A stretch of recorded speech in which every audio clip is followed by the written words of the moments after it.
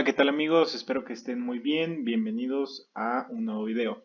El día de hoy vamos a estar hablando de la resistencia y la rigidez del material. Soy el profesor Casco y espero que les guste. Vamos a comenzar hablando un poco de lo que es una probeta de ensayo estándar o comúnmente conocida como probeta. Una probeta se utiliza para obtener una variedad de características y resistencias de los materiales, como por ejemplo el límite elástico. Si no saben qué es el límite elástico, no se preocupen, más adelante lo vamos a estar hablando. Por el momento, con la función de la probeta es más que suficiente.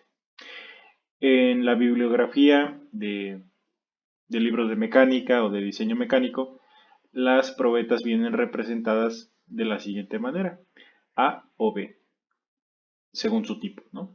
Entonces, el tipo A corresponde a una probeta cilíndrica y el tipo B corresponde a una probeta plana.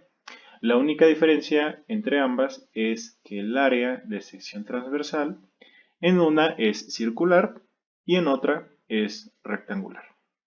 Básicamente sería la única diferencia. Esta se parece como una espátula, espátula de casa, de cocina. Eh, bueno, ahora esta imagen muestra cómo es una probeta de ensayo en la vida real. Si nos damos cuenta, la diferencia entre ambas no es el tipo, sino que una fue utilizada y la otra pues es nueva, ¿no? Entonces la imagen de abajo corresponde a una probeta antes de la prueba y el después de la prueba corresponde a esta de aquí. Que nos podemos dar cuenta que existió un tipo de deformación, está roto, muy probablemente nada más estén sobrepuestas para la imagen y pues esta está completamente intacta, ¿no? Ahora, ¿en dónde se realizó esa prueba? Antes que nada, si se dan cuenta, el ensayo de tensión consiste en una prueba destructiva. En la imagen anterior, pues nos dimos, pues está la evidencia de que es destructiva, la probeta estaba rota, ¿no? Y su objetivo fue obtener e interpretar las propiedades mecánicas del material. ¿Cómo qué propiedades mecánicas? Me dirán. Las más comunes son estas, hay bastantitas, pero estas son las más utilizadas y pues las más conocidas hasta cierto punto. La tenacidad, que es soportar sin deformarse o romperse esfuerzos bruscos. La fragilidad, que es la facilidad para romperse por acción de impacto. Si se dan cuenta, son polos opuestos.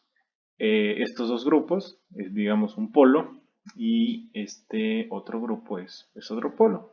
Tenemos aquí la elasticidad, que es la propiedad de poder recobrar la forma original tras una deformación. Y la plasticidad, que me dice que es la propiedad de adquirir deformaciones permanentes. Entonces, la elasticidad, supongamos tenemos una pelotita, si la apretamos y la soltamos, muy probablemente vuelva a sus dimensiones originales. Eso significa que tiene una propiedad elástica.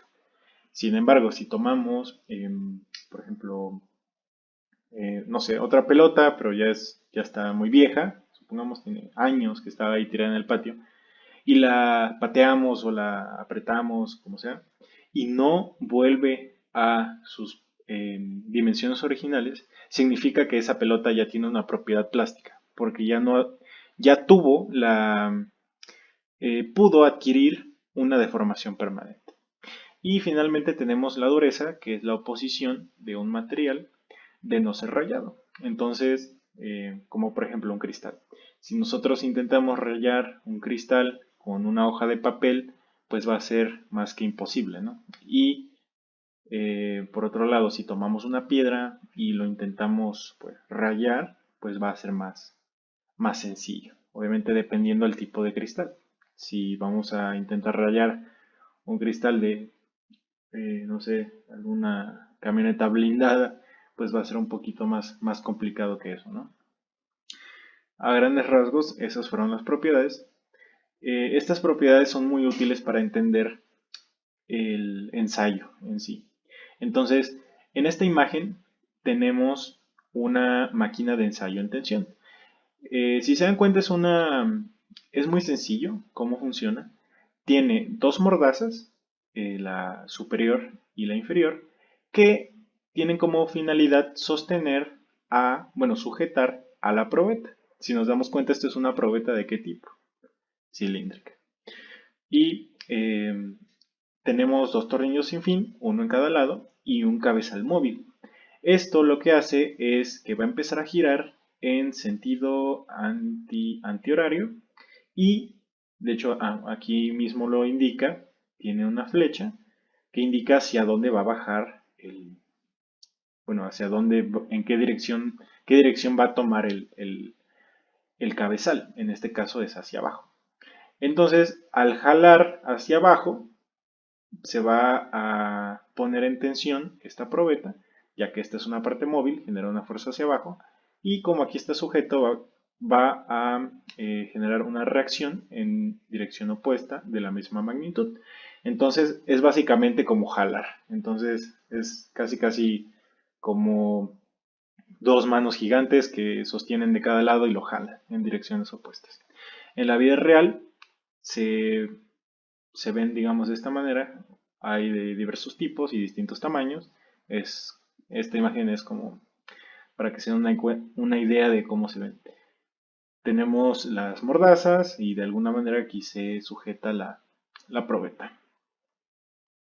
Ahora, todo tipo de ensayo de tensión, no importa el tamaño de la probeta o de qué material sea, va a arrojar como resultado un diagrama. Entonces, en ese diagrama, por el momento no le tomemos importancia a todo lo de adentro, concentrémonos en los ejes. En la siguiente lámina vamos a explicar el contenido. Entonces, supongamos que tenemos una probeta, ¿sí?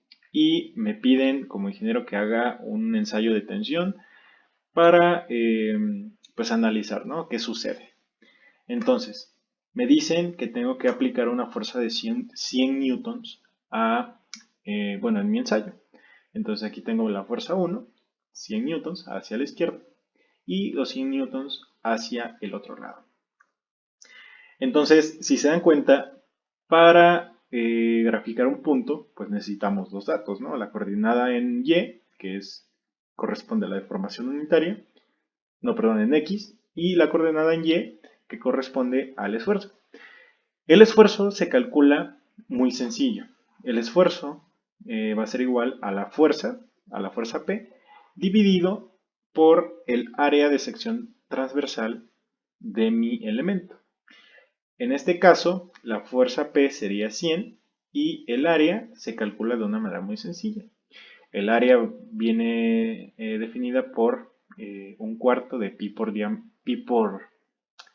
diámetro al cuadrado, o la forma reducida que sería pi por radio al cuadrado. Ambas funcionan, es gusto personal, cuál utilicen.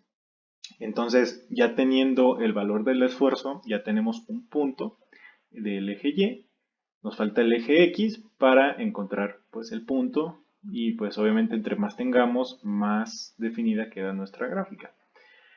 Después, bueno, muy importante, el área de sección transversal corresponde, imaginémonos que esta es la probeta de acá. Si le realizamos un corte, el área que queda alrededor de ese corte va a ser mi área de sección transversal. Esto obviamente aquí es muy evidente, hay casos en donde tal vez es un poco más complicado o la geometría no es tan circular y pues se necesita hacer un cálculo más complejo, pero por este momento es bastante sencillo. Y finalmente, para obtener el dato del eje X, lo calculamos con la resta de las longitudes iniciales y finales, dividido sobre la longitud inicial. Entonces, si se dan cuenta, es bastante sencillo. Cabe recalcar que la deformación unitaria no tiene unidades. Supongamos que aquí está en milímetros, entonces queda milímetros menos milímetros, tenemos milímetros, dividido entre milímetros. Entonces se cancelan y queda pues sin ningún tipo de unidades. Bueno, en la siguiente diapositiva tenemos ya detallado cada uno de los puntos del ensayo. Entonces, el primero, si se dan cuenta, es PL, que corresponde al límite de proporcionalidad, denotado por PL. Y ese me dice que la curva comienza a desviarse de ser una línea recta hasta antes de este punto. Entonces, ¿esto qué significa? Que del origen a este punto, la línea se va a comportar como una línea recta, o sea, linealmente. Al tener un comportamiento lineal, eh, la ley de Hooke es aplicable. ¿Eso qué significa? Que yo puedo conocer el esfuerzo en un punto determinado conociendo el módulo elástico y la deformación unitaria. El módulo elástico es un dato que se consigue experimentalmente en algún tipo, bueno, se consulta en algún tipo de tabla, dependiendo del material, es una constante. Y la deformación unitaria muchas veces el problema te lo da. Y obviamente, si no tenemos el esfuerzo, pues con esto se calcula. Pero de igual manera, si queremos calcular, no sé, la deformación unitaria, pues la despejamos y dividimos el esfuerzo entre el módulo elástico y nos da la deformación unitaria. Esto aplica porque tiene un comportamiento lineal. Después, eh, el límite elástico, EL, que es el siguiente punto en mi gráfica, siguiendo esa trayectoria, me dice que más allá de este punto, el material sufrirá una deformación permanente, es decir, no se comporta de manera elástica. ¿Eso qué significa? Que es desde el punto EL hacia atrás, mi probeta va a volver a sus dimensiones originales al remover la carga. Y más allá de este punto va a existir una deformación y ya no va a volver a esa zona, digo, a esas dimensiones. Entonces es muy sencillo, el límite elástico L. Después viene el punto de fluencia Y. El punto de fluencia Y me dice que es el punto en el cual la deformación unitaria empieza a crecer rápidamente, sin que se observe un aumento considerable en el esfuerzo. Hagamos un análisis rápido. Si nos damos cuenta, hasta este punto, la deformación unitaria pues fue, llamémosle poca, ¿no? En comparación de todo lo que queda de la gráfica. Sin embargo, el esfuerzo aumentó más de la mitad de la gráfica. Entonces, aquí hubo un comportamiento opuesto de lo que les acabo de mencionar. El esfuerzo aumentó bastante y la deformación unitaria aumentó poco.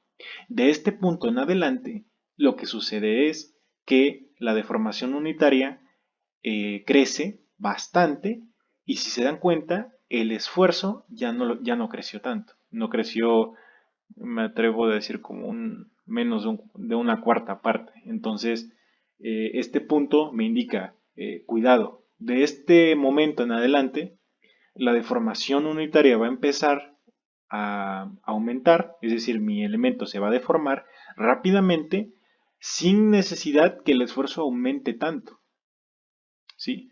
Entonces es básicamente el comportamiento que va a tener en esta zona.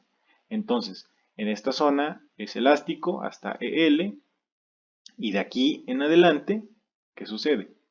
Empieza a incrementar rápidamente, ¿no? El último punto sería el punto F. No, perdón, la resistencia última la resistencia última me indica que en ese punto se llegó al esfuerzo máximo. Si se dan cuenta es el punto máximo de esfuerzo, es lo único que me indica. Y ahora sí, finalmente, el punto a la fractura me indica el momento, bueno, el valor correspondiente al esfuerzo y su deformación unitaria que causó la fractura, es decir, que la probeta se rompió. Si se dan cuenta, es cuestión de irlo separando por partes a simple vista a pantalla y parece muy complejo, pero en realidad no. Es cuestión que repasen estos conceptos y van a darse cuenta que es pues bastante sencillo. Pues bueno, ya saben, en la caja de comentarios está un PDF con las notas de clase y las fórmulas y con algunas imágenes que se vieron en las diapositivas. Y pues espero que les haya gustado. Soy el profesor Casco y nos vemos en el siguiente video.